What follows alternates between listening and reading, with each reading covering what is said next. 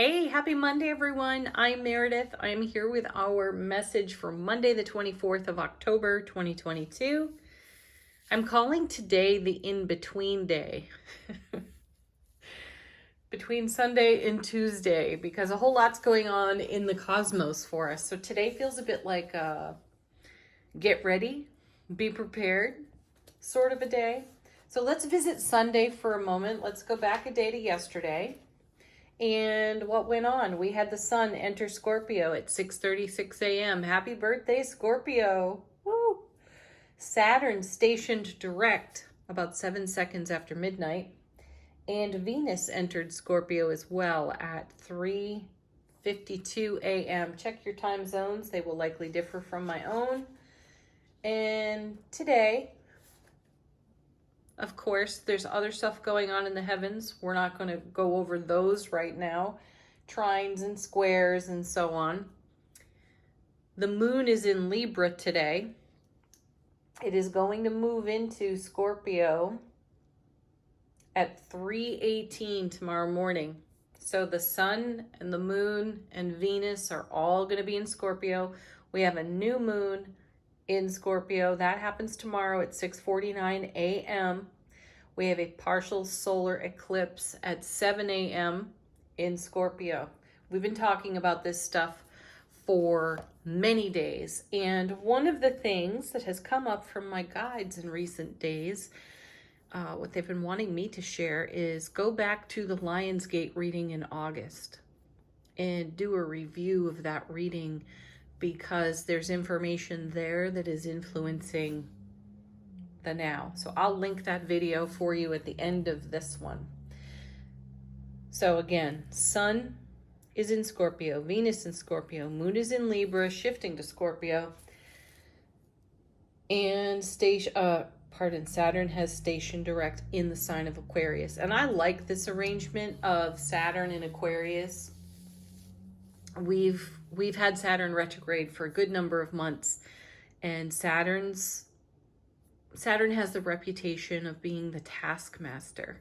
So what it is, we've come to Earth school to learn. Saturn is going to make sure we know it. And at times when the planet is retrograde, we have this sense of this outer planet not bearing down on us so much, not being so much of a taskmaster.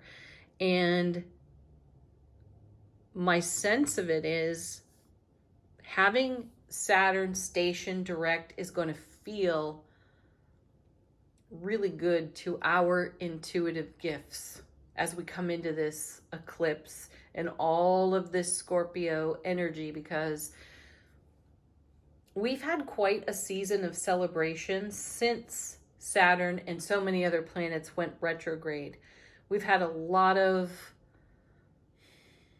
elbow room, energetically speaking, to grow, to travel, to develop, to celebrate. There's been a level of pressure that was lifted off of us. And in the now, we're ready to garner our gains from all of that energetic freedom. So there's a sense of adding structure to the freedom that feels empowering and ultimately maintains the liberation we've gained through this season of so many planets in retrograde. There are more to go in terms of coming out of retrograde and going stationing direct. We'll cover that in another reading at another time. So if you are feeling a sense of, ooh, I like the structure of this energetic environment, that would be a very intuitively natural response as we garner our gains from everything that has taken place since Saturn went retrograde. We have the expansive awareness of Aquarius to bring to all that freedom, liberation that we felt while big old Saturn was on vacation, let's say. All right, let's take a look at the Gilded Tarot and see what it has to say about the energy atmosphere for us today. The in-between day. What's going on out there? We've got the Six of Wands. Beautiful card. I love this card.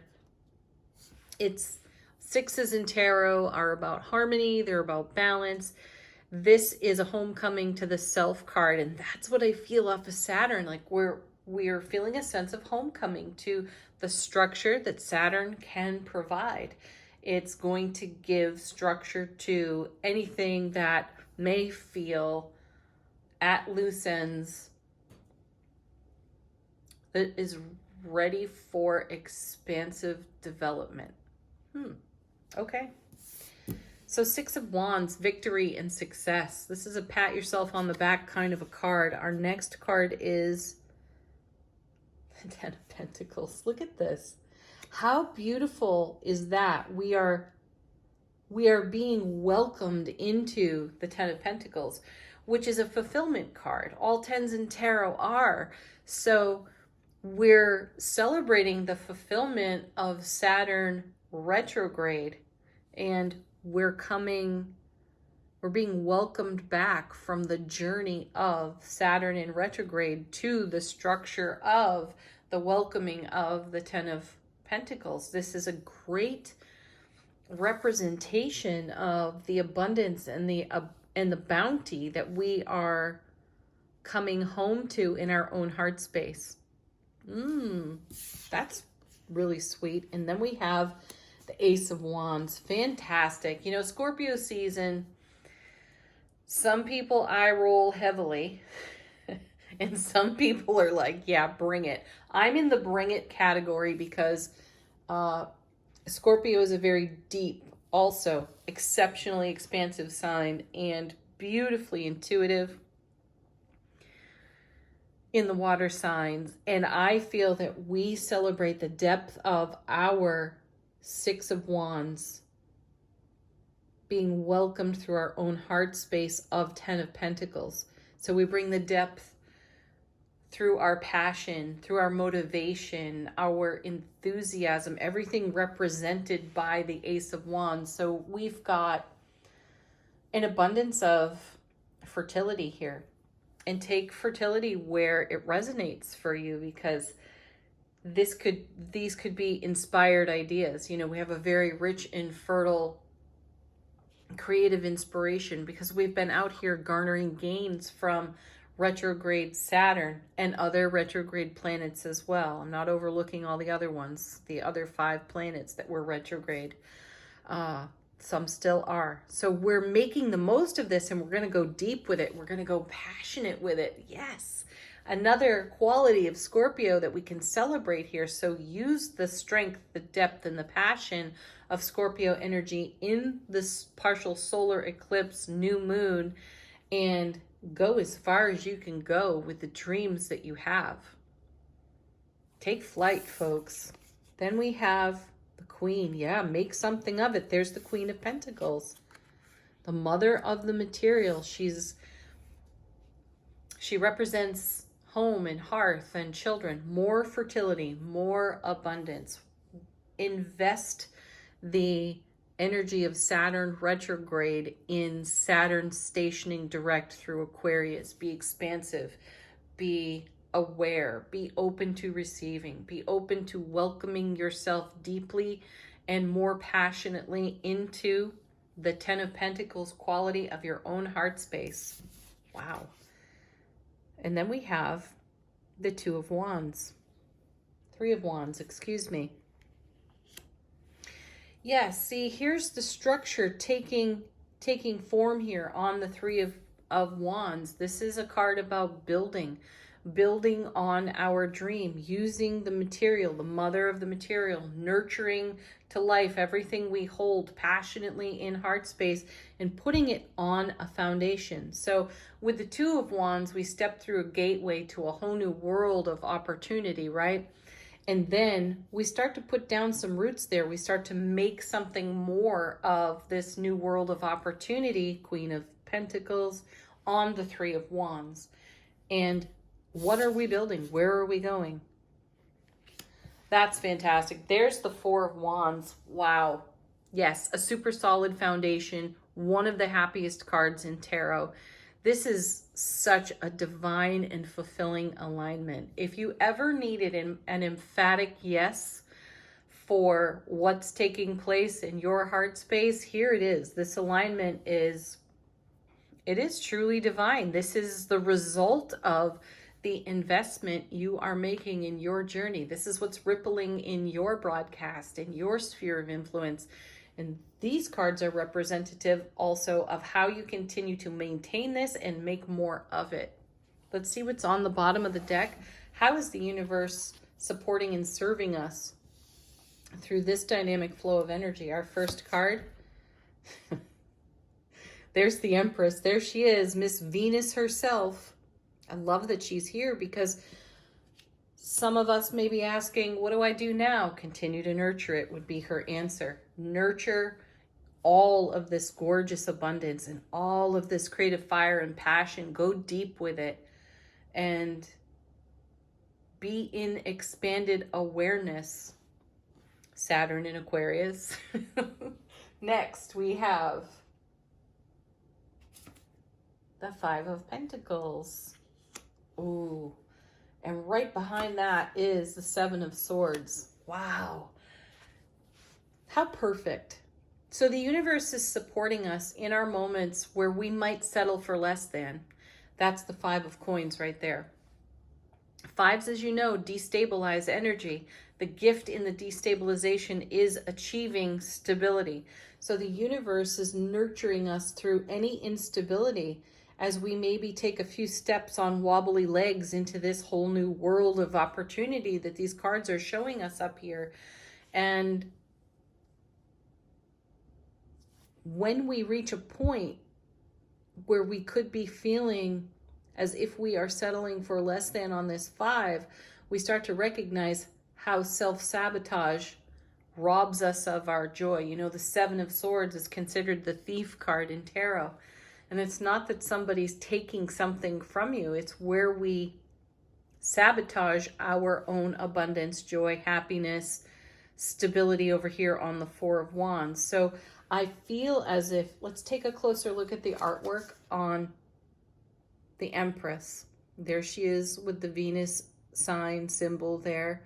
I feel as if this is a great magnifying glass that she's holding. This is the universe showing us where we can be much more successful and stable as we enter into new, fresh energies that we've been cultivating while so many planets have been in retrograde and as we have been on approach to Scorpio eclipse season. So we're being shown where we might settle for less and rob ourselves of joy. The universe is going to point it out. Just take a look for the signs. They're going to be everywhere.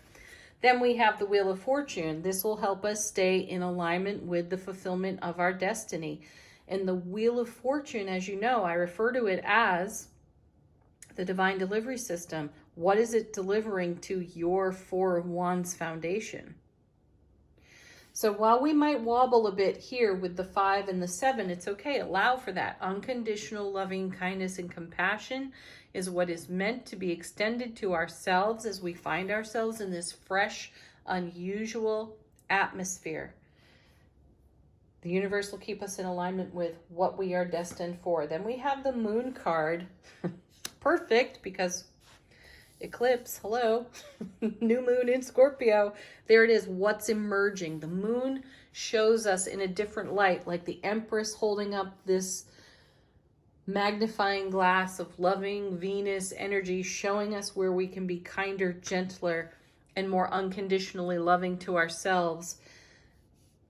And the Wheel of Fortune delivers whatever is emerging off the moon. I always feel that there is something rising and it's just below the surface, and the unique light of the moon will show us exactly what it is. So it'll be unique to you and your journey and your experience. So whatever's rising to the surface off the moon is something that we are destined for. And likely we've been holding whatever that is in our heart space, and it is on our foundation. It's being delivered. So one more card off the bottom of the deck to give some indication to what this may be. We've got the Nine of Cups. Gorgeous. Fulfillment. A dream comes true, a wish fulfilled. You don't get much better than that in the tarot cards. Wow. Let's move on to angel answers. If you have a question, require confirmation, put it to this deck, or simply allow your guides and angels to give you a personal message out of these cards. Our first, beautiful, no need to worry. No. If you find yourself there, put your hands on your heart, take a breath, reconnect to you and your divine soulful presence. Next.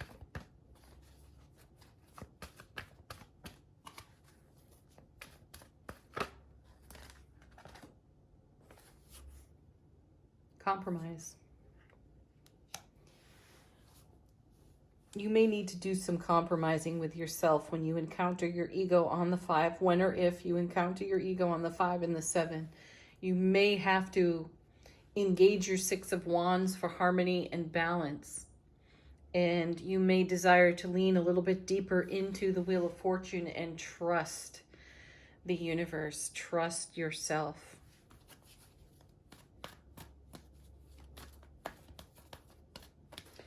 When we have moments with the 5 and the 7 where we feel robbed of our joy, where our ego rises and wants to talk us out of our Ace of Wands, 9 of Cups, Empress, any of the other amazing 4 of Wands cards that are on the table, this energy doesn't happen. It doesn't shift as gracefully as turning on or off a light switch, right? There's usually an adjustment, an energetic adjustment that is required. That's the compromise card there. So validate yourself, be real. I feel this, I feel that. Feelings are temporary, though the validation of those temporary feelings gets us to the other side of the instability of the 5 and the 7. In a much more efficient way, in a way that's far more pleasing than any drama that we can manufacture with the ego. So that's the compromise right there. There is no need to worry. If it rises, face it. Look it right in the eye and give it love, because that's all it's rising for, is more love, not less. And be assertive about that. This card's been showing up quite frequently for us. I like its consistency here in the reading. Stay assertive. And then emphatically, yes, there's some card witching. Woo, we'll take it. All right, final word on today's message from,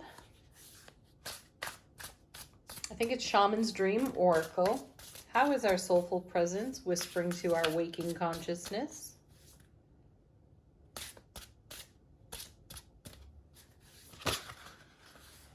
What do we got here?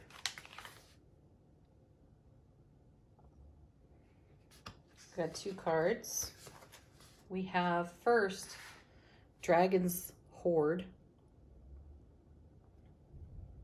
protecting the future. And then we have the Crossing, initiation. I feel that these 2 cards are quite in harmony with the new energetic and atmosphere that we're finding ourselves in, as all of this uniqueness flows through the cosmos as we navigate this. So we're talking about maintaining our foundation here of the four of Wands, how the universe is showing us through the Empress to nurture whatever challenges us, and then also the feeling of this crossing. There are no handrails there, right? We could get a little bit of vertigo as we are being initiation into this energy atmosphere. It may feel uncommon, unusual. We may not necessarily feel so steady on our feet. As I said, wobbly legs as we cross into the new world of opportunity on the 3 and the 4 of Wands. So how do we maintain stability? We go deeper into this gorgeous Scorpio energy, and we pull our passion up. through our beings, and we send that out into the cosmos ourselves. This is how we stabilize, this is how we receive, and this is how we welcome all that is on offer to us. Have a beautiful Monday, everyone. Peace, love, laughter. Namaste.